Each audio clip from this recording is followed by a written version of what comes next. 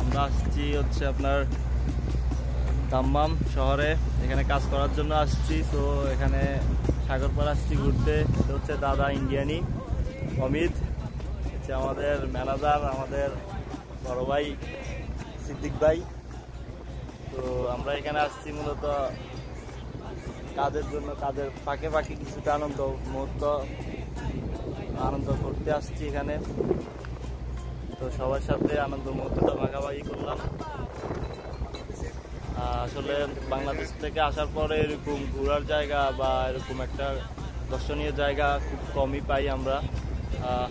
কিছুটা আনন্দের মুহূর্ত কাটিয়ে এলাম আমার বড় ভাইদের সাথে কাজের সময় ফাঁকে ফাঁকে। তো আলহামদুলিল্লাহ আল্লাহর অশেষ মেহেরবানিতে আমরা আসতে পারছি।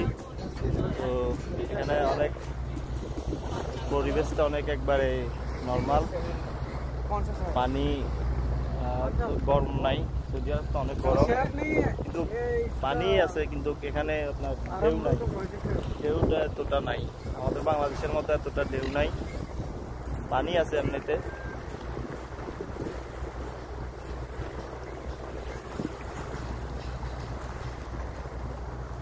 এখানকার আপনার ওয়েদারটা সেই কিন্তু